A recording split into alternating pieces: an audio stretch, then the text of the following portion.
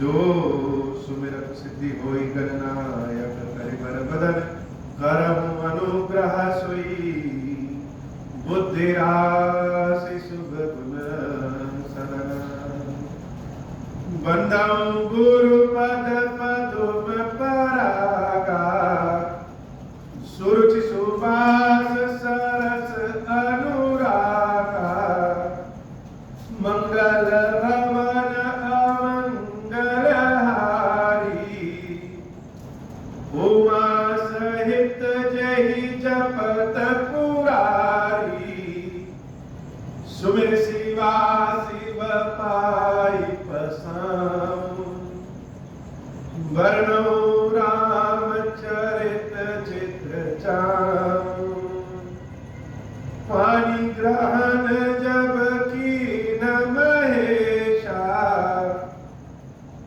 Hershey तब सकल सुरेशा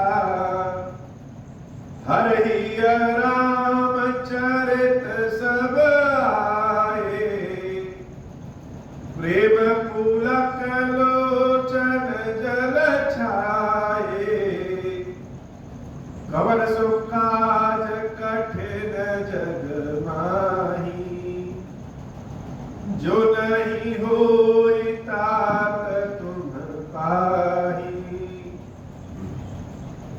राम काज लगी तब अवतारा सुनता ही भयऊ पर्वताकारा। हे महादेव इस जगत बाबा इस जीवन बाबा न कोई कार्य कठिन है न ही कोई कार्य संभव है भैया सारे कार्य सरल और संभव हो जाते हैं बाबा अगर आपकी कृपा हो जाए। लक्ष्मण अरु सीता सहित प्रभु विलोकति मातु परमानंद मगन मन पुण्य पुण्य पुलकित गातु मंगल भवन अमंगल धारी उमा सहित जहि जपत पुरारी मंगल भवन अमंगल हारी उमा सहित जहि जपत पुरारी। माताएं देवी सीता के साथ और भैया लक्ष्मण के साथ रामचंद्र जी को बार बार निहार रहे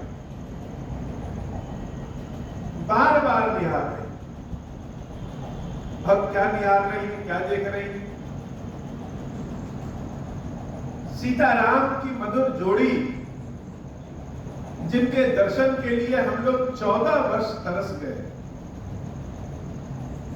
आज हमारे आंखों के सामने। और सुना है कि जंगल में राम लक्ष्मण ने बहुत बड़े बड़े कारनामे किए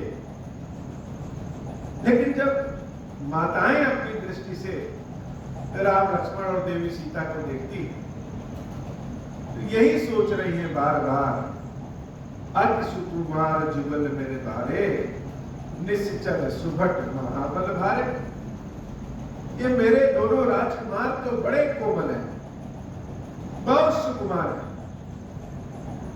तो आखिर इतने बड़े बड़े राक्षसों को यह मारे कैसे। वास्तव में माताएं कहना कुछ और चाहती हैं और ठीक से कह नहीं पाती हैं कह कुछ और दे। कहने का मतलब कि हमारे जो सीताराम है हमारे जो लखन जी है यह शरीर से और हृदय से दोनों से यह बड़े ही कोमल है सुकोमल है और जंगल तो जंगल है वहां हृदय से भी जो कोमल है और शरीर से भी जो कोमल है वो वहां रह तो पाएंगे नहीं। और ऊपर से रावण का जंगल राक्षसों का जंगल तो इतनी सारी विपदाओं को इतनी सारी विपत्तियों को आखिर यह तीनों झेले कैसे।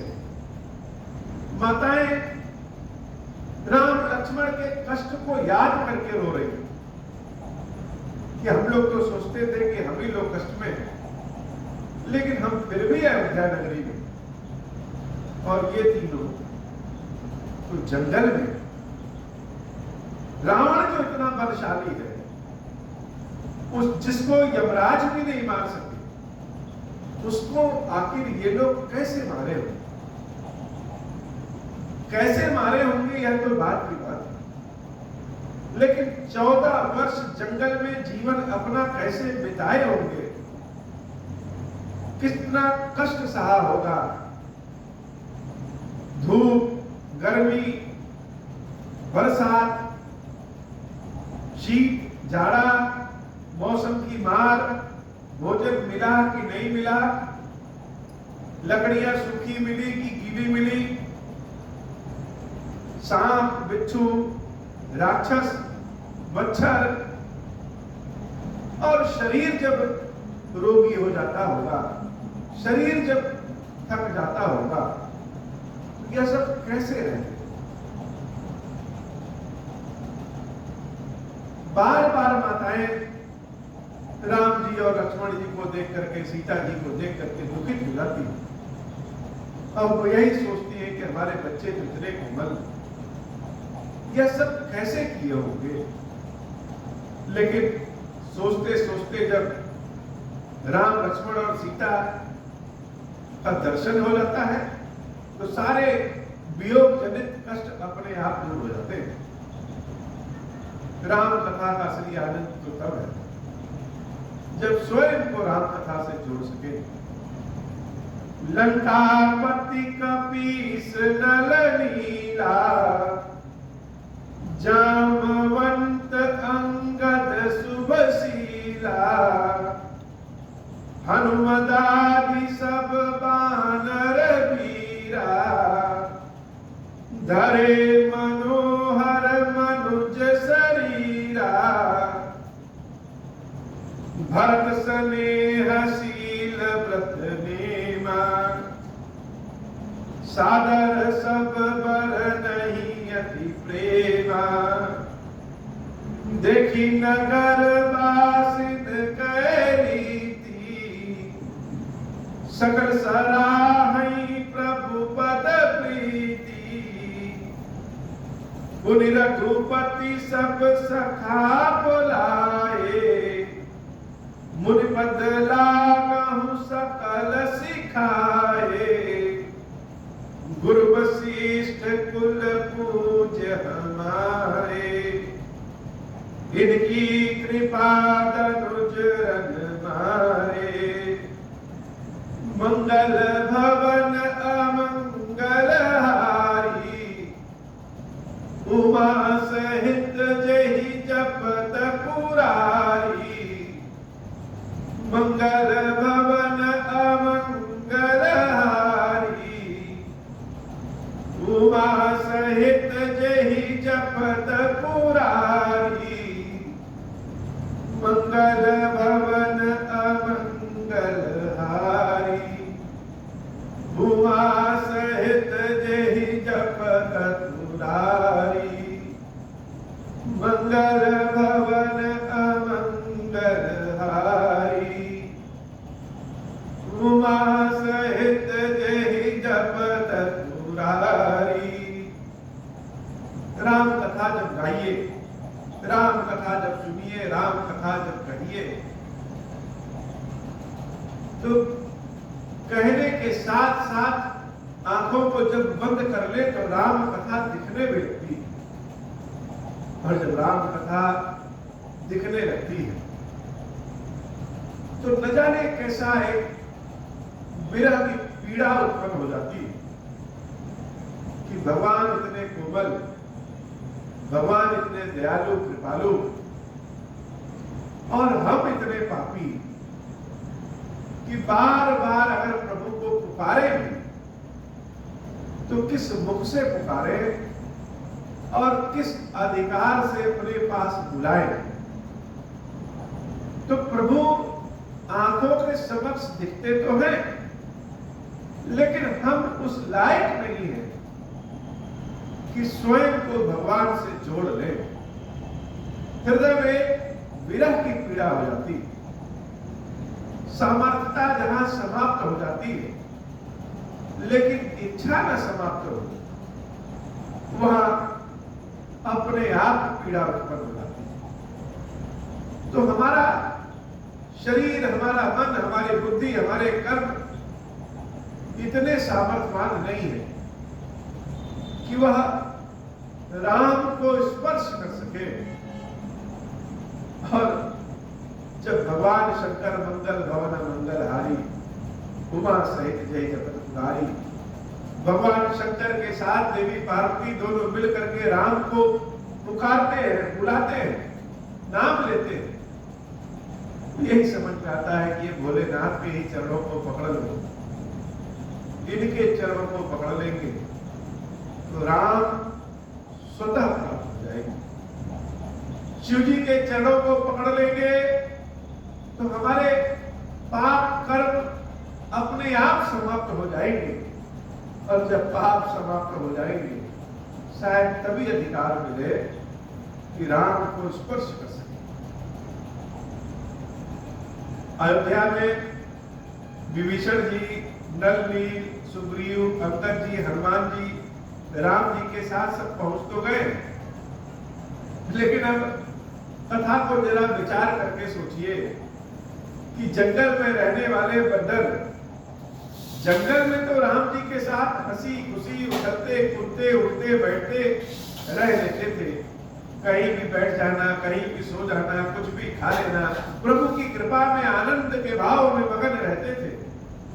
लेकिन वही जंगल में रहने वाले बंदर जब अयोध्या जैसे नगर में आ जाएंगे और जहां सबने देखा कि राम को देख करके सब रो रहे हैं। अच्छा, अयोध्या में नगर में लोगों के उठने बैठने का ढंग, खाने पीने का तरीका, वेशभूषा, यह सब जंगल के बंदरों से तो अलग है।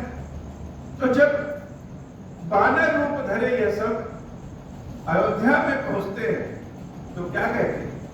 तो कोशिश करते हैं कि हम लोग भी शहर के, नगर के अनुरूप रहे। तो भगवान कहते हैं, बाबा कहते हैं, देवी हनुमदादि सब बानर वीरा और धरे मनोहर मनुज शरीरा।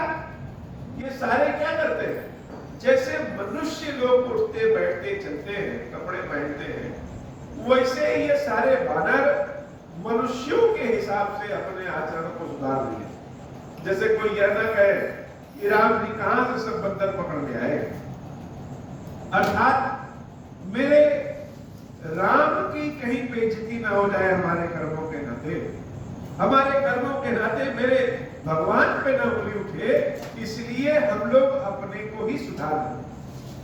और इधर जब प्रभु से राम माताओं को यह कानाफूसी करते हुए सुनते हैं कि मेरे बच्चे तो इतने सुकोमल हैं, आखिर राक्षसों का वध कैसे किए हो, तो भगवान की एक बड़ी विशेष गुण है। न जाने भगवान को उसमें क्या आनंद आता है कि भगवान कोई काम सीधा नहीं करते, सीधा काम भी भगवान टेढ़ा ही करते। अब वो हमारी नजर में तो टेढ़ा रहता है, उनकी नजर में हो सकता सीधा हो, इसी को लीला कहते हैं। तो माताओं के मुख से जब प्रभु ने सुना ये लोग कह रही हैं कि आखिर रावण का वध कैसे किया, राक्षसों का वध कैसे किया, तो कैसे बताएं? तो प्रभु श्री राम देखे कि उधर से वशिष्ठ जी महाराज आ रहे हैं। अब जब वशिष्ठ जी को देखे तो अपने सारे बानर मित्रों को बुला लिए कि सब लोग इधर आओ, इधर आओ, इधर आओ। अब सारे बानर मित्र तो मनुष्य बने फिर रहे हैं, मनुष्यों की भांति आचरण कर रहे हैं, लेकिन जब अचानक प्रभु से राम बुलाते हैं कि यहाँ आओ, तो राम के बुलाने के कारण वह अपने मनुष्य वाले स्वभाव को भूल जाते हैं। जैसे लगता है कि जंगल में उछलते कूदते प्रभु से राम के पास आ गए। अब जब राम के पास आ गए तो गुरु वशिष्ठ से उन बानरों को प्रभु से राम ने बुलाया और बानरों से कहा कि यह हमारे गुरुदेव हैं, सिर्फ हमारे ही नहीं, हमारे कुल के भी गुरु है, हमारे कुल पूज्य। अब राम के अगर कोई कुल पूज्य होगा राम जी अगर किसी के चरण को छूते होंगे तब तो वह वानर उनके भी चरणों को छुएंगे। गुरु वशिष्ठ कुल पूज्य हमारे, इनकी कृपा धनुधर हमारे। प्रभु श्री राम ने वानरों से कहा कि इनकी कृपा से, अर्थात गुरु जी की कृपा से हमने रावण का वध किया, और गुरु जी से ऐसा कहा कि इनकी कृपा से, अर्थात वानरों की कृपा से हमने रावण का वध किया। तो रावण का वध कैसे? गुरु के आशीर्वाद से, गुरु की कृपा से। और यह जो हमारे वानर भालू मित्र हैं, इनके साथ देने के कारण रावण का वध किया। मेरे अंदर कोई ऐसा विशेष गुण नहीं। मानो प्रभु अपने भक्तों के मान सम्मान को अपने नगर में और अपने गुरुदेव के मान सम्मान को अपने भक्तों के बीच में बहुत बढ़ाना चाहते हैं। ये सब सखा सुनहु मुनि मेरे, भय समर सागर कहाँ मेरे, मम हित लागी जन्म इनहारे, भरतहु ते मोहि अधिक प्यारे। आज पहली बार एक ऐसी बात प्रभु श्री राम ने कह दिया जो आज के पहले कभी कहा ही नहीं। गुरुदेव वशिष्ठ की ओर रुख करके प्रभु श्री राम कहते हैं कि हे गुरुदेव, ये जो वानर भालू हमारे मित्र हैं, ये जो मेरे सखा हैं,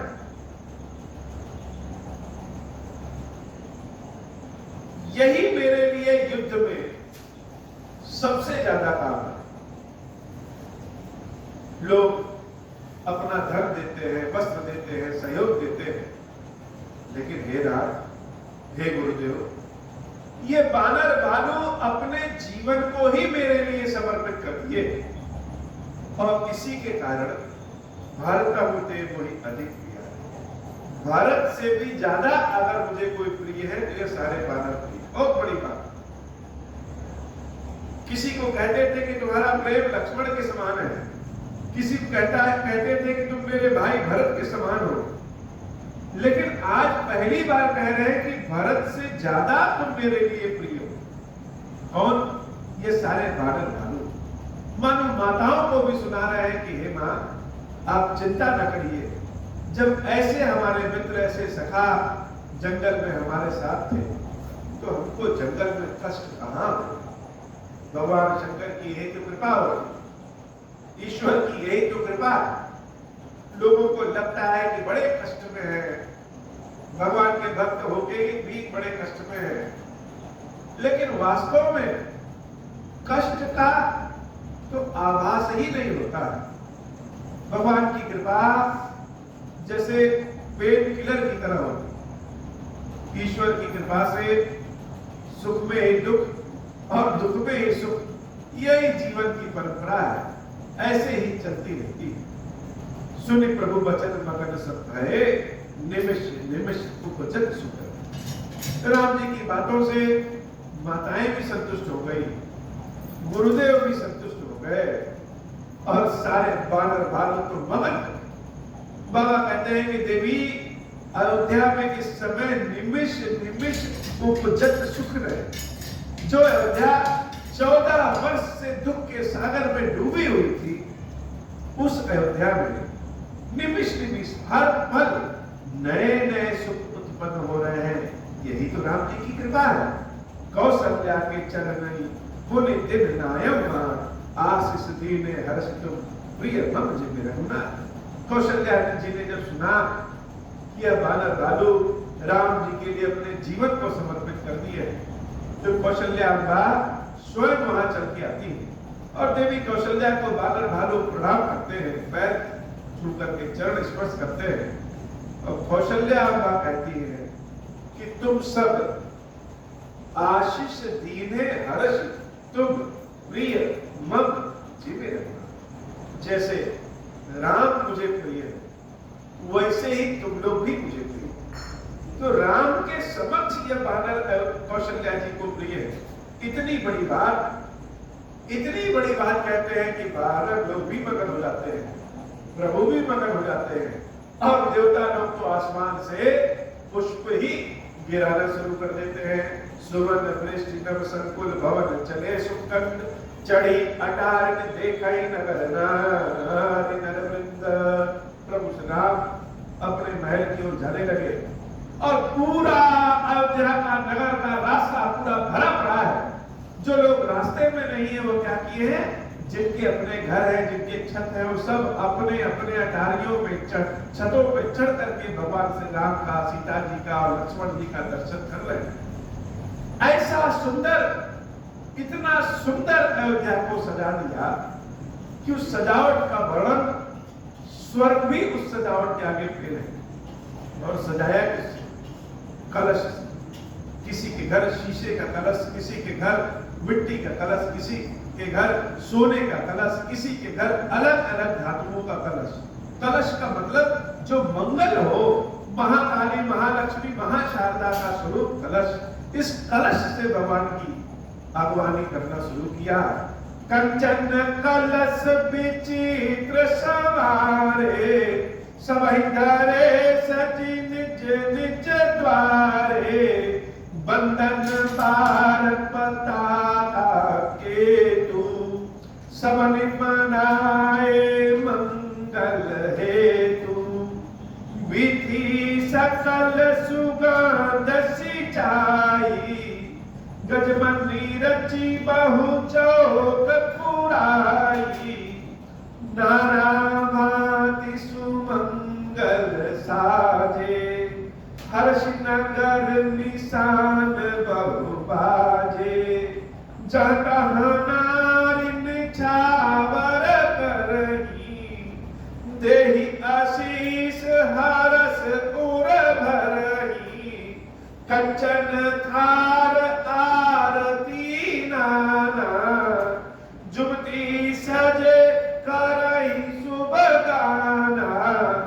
करही आरती आरती हर के, रघुकुल कमल विपिन दिन करके।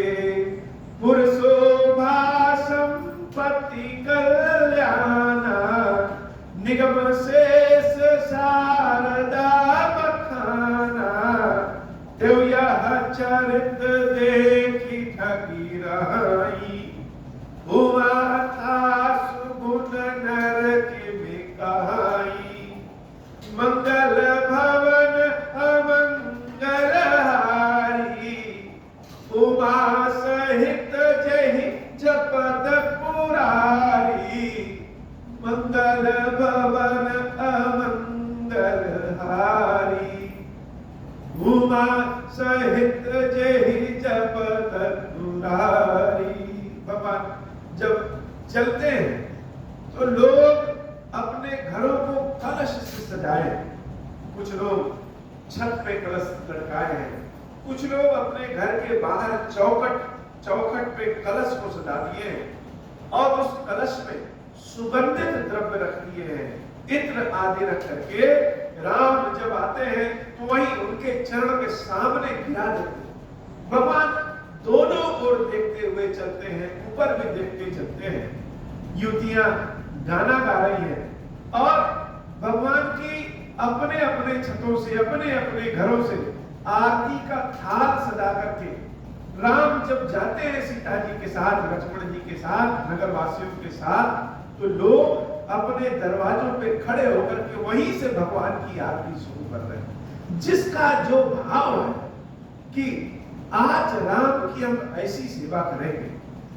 कैसी सेवा करेंगे? सरस्वती मैया भी नहीं बता पा रही है कि कैसी सेवा करेंगे। ऐसा वर्णन, ऐसा भाव का वर्णन कि देवी शारदा उस भीड़ में किनारे खड़ी होकर के ठगा गई कि या तो मेरे पास भी शब्द नहीं है कि नगर वासियों की आगवानी और प्रभु सीताराम जी के बारे में क्या करें। बड़ा सुंदर समय है। नारी कुमुदरी अवसर, रघुपति विरह देश। अस्त भय विगत सत, भय विरह राम रकेश।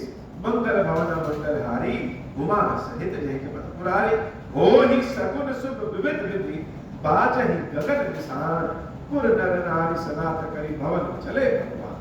वास्तव में यह कथा का भाग कथा शब्द के रूप में न कहने वाली, बल्कि गद्य के रूप में न कहने वाली, बल्कि पद्य के रूप में, संगीत के रूप में जा करके कहने वाली। श्री रामचरितमानस का यह भाग कि जब अयोध्या में सीताराम जी प्रवेश करते हैं, इतना सुंदर भगवान शंकर तुलसी बाबा के द्वारा लिखवाए हैं कि उसमें न कोई अलंकार जोड़ना है, न कहीं कोई समास हटाना है, अपने आप में सुंदर है। उदाहरण कोई क्या देगा, आंख बंद कर ले, भाव के अनुसार यह देखे कि सीताराम जी अयोध्या के रास्तों पे, नगर के रास्ते पे आगे बढ़ रहे हैं और समूची अयोध्या अपने भाव के सुगंध से सीताराम के स्वागत के लिए अपने अपने दरवाजों पे भी खड़ी है। चारों ओर बहुत ही शुभ गुण सगुन हो रहा है। अयोध्या की दशा, अयोध्या की खुशी का वर्णन तो सरस्वती मैया भी नहीं कह पाती। शंकर भगवान कहते हैं, उमा हम क्या कह पाएंगे, हम कैसे कहें। यह तो सुनने की बजाय गाने का पाठ है, और गाने से भी ज्यादा बेहतर देखने, स्पर्श करने, जैसे लगे कि उस अगवानी में हम भी खड़े हैं, तब जाकर के भाव समझ में आएगा। भगवान क्या करते हैं, प्रभु सबसे पहले कहां जाते हैं, सबसे पहले कैकेयी मैया के घर जाते हैं। जब राम के चरण सबसे पहले कैकेयी अम्बा के महल में पड़ते हैं, तो कैकेयी अम्बा अपने ही कर्मों से बड़ी लजा जाती है। कोई कोई ऐसी गलत काम हो जाता है कि व्यक्ति संकोच करके रह जाता है। कैकेयी अम्बा बार बार अपने ही ऊपर लजा करके कुछ बोल नहीं पाती है, संकोची स्वभाव की है। प्रभु जानी कैकेयी लजानी, प्रथम दासु गृह गए भवानी, ताहि प्रबोधि बहुत सुख दीना, मुनि निज भवन गवन हर कीना, कृपा सिंधु जब मंदिर गाए, गुर नर नारी सुखी सब भाए, गुरु वशिष्ठ द्विज लिए बुलाई, आज सुघरि सुदिन समुदाई, सब द्विज देहु हर्षि अनुशासन, रामचंद्र बैठे सिंहासन, मुनि वशिष्ठ के वचन सुहाए, सुनत सकल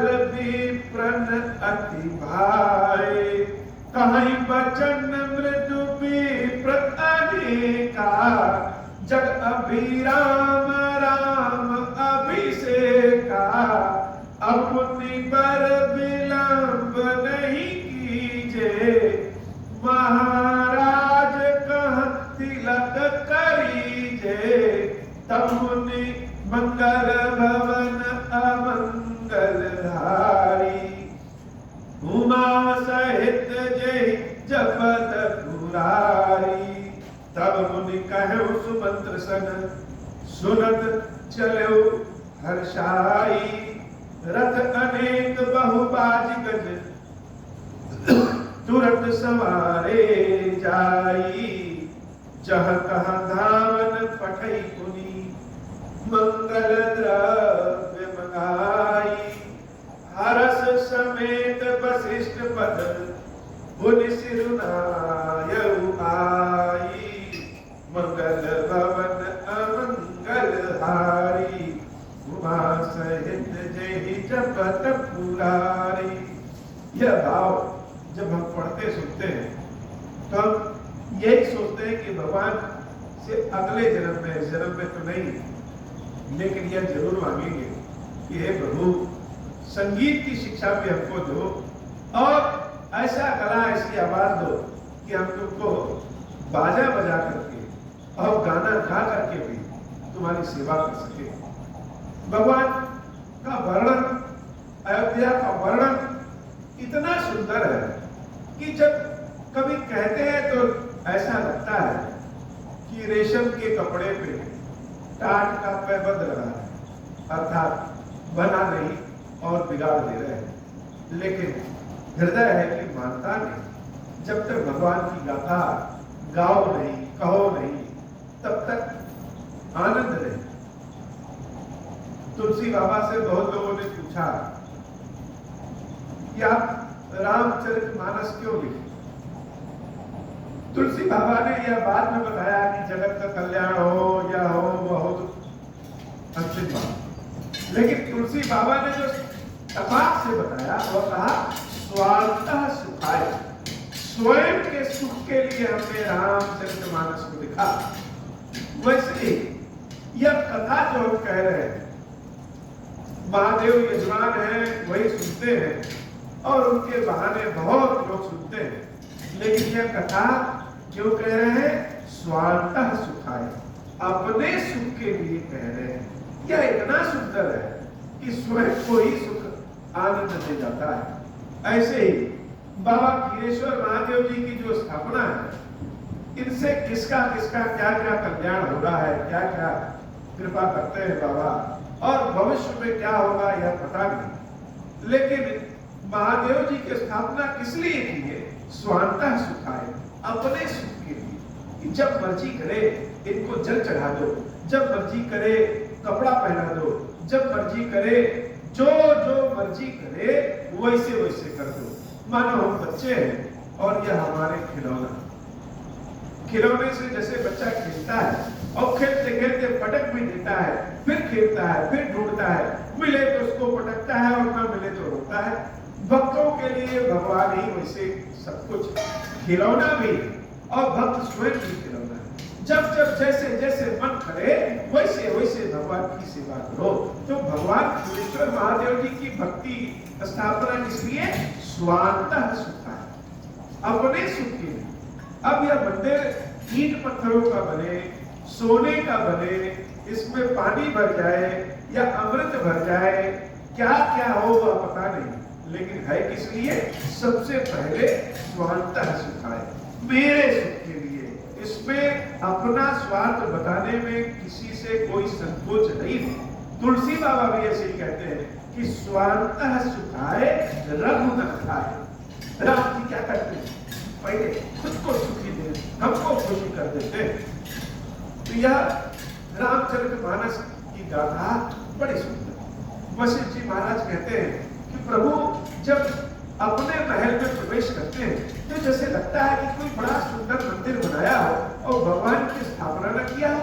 तो भगवान जब स्थापित हो गए वह मंदिर की शोभा बढ़ जाती है। ऐसे ही सीताराम जी जब अपने महल में स्थापित होते हैं तो शोभा बढ़ जाती है। वशिष्ठ जी महाराज बाकी विप्रों से और सबसे कहते हैं देर किस बात की, अब क्यों ना सीताराम का राज्याभिषेक करो। जब राम जी के राज्याभिषेक की बात आती है तो वशिष्ठ जी जो अपने मुंह से कहते हैं वह भी एक बार डर जाते हैं, सारे लोग डर जाते हैं। 14 वर्ष के पहले का समय याद आ जाता है कि जब उस समय राज्याभिषेक हुआ तो क्या हुआ। लेकिन हर बार ऐसा थोड़ी हो। सब लोगों ने कहा कि बिल्कुल इन महाराज को यह पहले से इन महाराज का अभिषेक जितनी जल्दी हो सके उतनी जल्दी कर दिया जाए। सारी व्यवस्था होने लगी। मंगल भवन अमंगल हारी, उमा सहित जेहि जपत पुरारी, अवधपुरी अति रुचिर बनाई, देवन सुमन वृष्टि झरिलाई, राम कहा सेवकन बुलाई, प्रथम सखन अनवा बहु जाई, सुनत बचन जहाँ तहाँ जन धाये, सुग्रीवादि तुरत अनवाये, पुनि करुणा निधि भर दुहतारे, निज कर राम जटा निरुआरे, अनवाये प्रभु तीनु भाई, भगत बचल कृपाल रघुराई, भरत भाग्य प्रभु को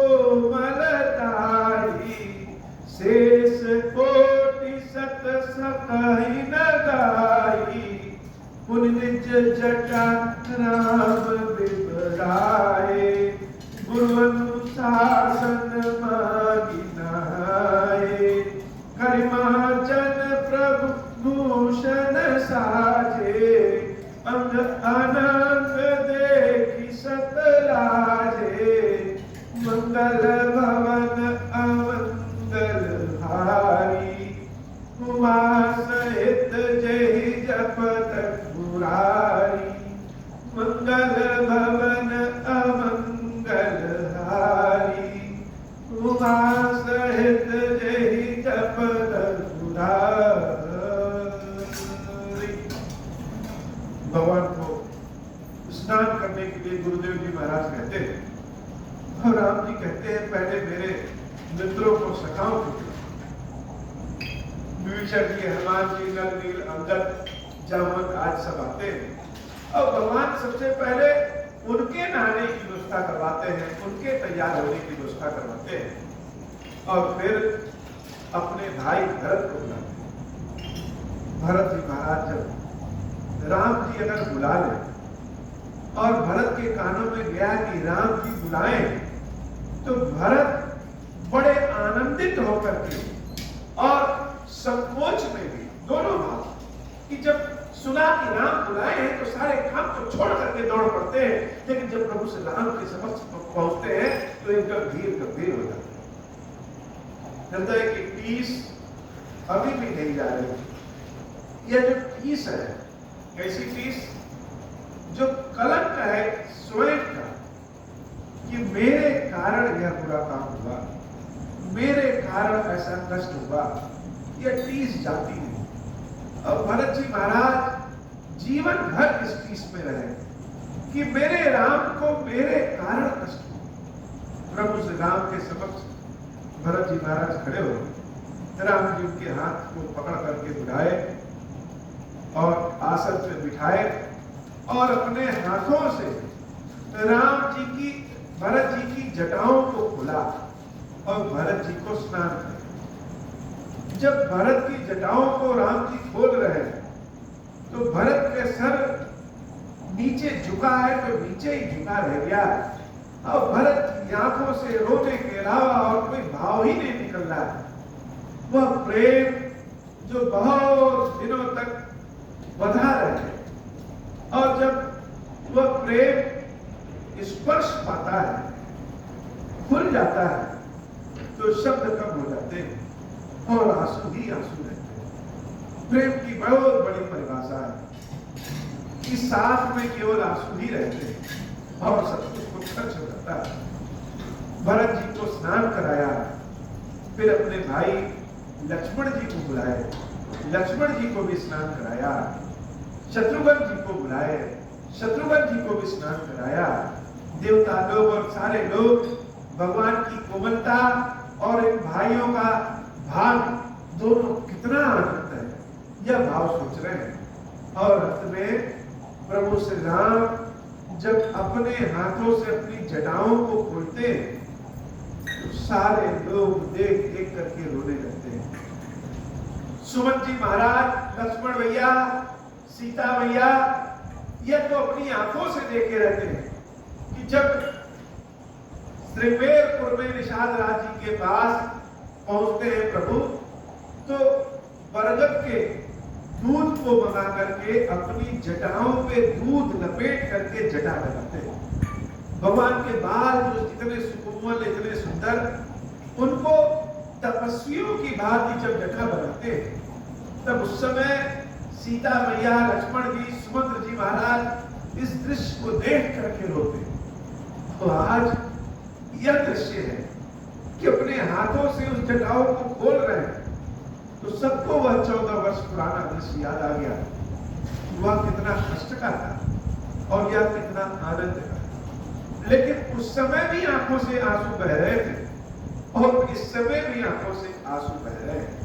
मुनि निज जटा राम विबराए, गुरु अनुशासन मांगी नहाए, कर मज्जन प्रभु भूषण साजे, अंत अनंत देख सतला।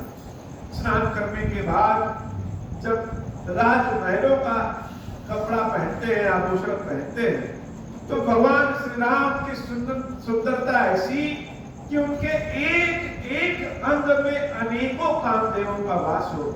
इतने सुंदर प्रभु श्री राम सबको लग रहे हैं। सासुर सादर जानकी मज्जन तुरंत कराई, दिव्य वसत बर भूषण अंग अंग सजे बनाई। राम बाप जिस शोभती रमा रूप गुण खानी, देखी मातु सब हर्षी जन्म सुफल निज जानी। इधर सासू माताएं देवी सीता को भी स्नान कराती और उनका भी साथ श्रृंगार करके और दिव्य आभूषण वस्त्र पहना करके जब राम जी के बाम भाग में बिठा देती है, तो देख मातु सब हर्षी जन्म सुफल निज जानी। सबका जन्म सफल हो गया। सीताराम की दिव्यता, सीताराम की मनोहर जोड़ी जितनी सुंदर है, उससे ज्यादा सुख देखने वाले को देती है। सुन खगेश यही अवसर ब्रह्मा शिव मुनि वृंद, चढ़े विमान आए सब सुर देखन सुख कन्न। कहा कुसुमनी जी कहते हैं, हे गरुड़ जी, जब सीताराम सच समर के एक सिंहासन पर बैठते हैं, इनको देखने के लिए हवाई जहाज अपने अपने विमानों से, ब्रह्मा जी शंकर जी आज सभी लोग चढ़ करके चले जाते, आसमान में खड़े होकर के सीताराम की जोड़ी देखते हैं, कितने सुंदर, कितने अच्छे लग रहे हैं। मंगल भवन मंगलहारी उमा सहित जय जगत पुरारी। सीताराम जी के राज्याभिषेक की तैयारी शुरू हो गई। बाबा आज की कथा इतनी।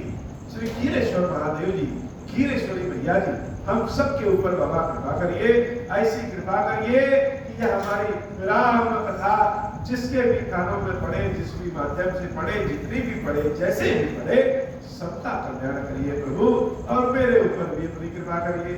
अब हो प्रसन्न प्रभु मो पर, नाथ लीन पर देहु, निज पद भगति देहु प्रभु, मुनि तू सरबर देहु। तब माया वश जीव जड़, संतत फिरहि गुनान, हम पर क्रोध न करिय प्रभु, कृपा सिंधु भगवान। शंकर दीन दयाल, अब हम पर हो कृपाल, साप अनुग्रह होई जय विधि, नाथ थोरहि काल। दीन दयाल विरुद्ध संभार, हरहु नाथ मम संकट भारी। जय विधि होई नाथ हित मोरा, करहु सुबेगी जानि दास मैं तोरा। राम राज बैठे त्रैलोका, हर्षित भय गए सब शोका। जय सकाम नर सुनहि जे गावै, सुख संपत्ति नाना विधि पावहि। जो इच्छा करी हम मन माहि, हरि प्रसाद कछ दुर्लभ नाहि।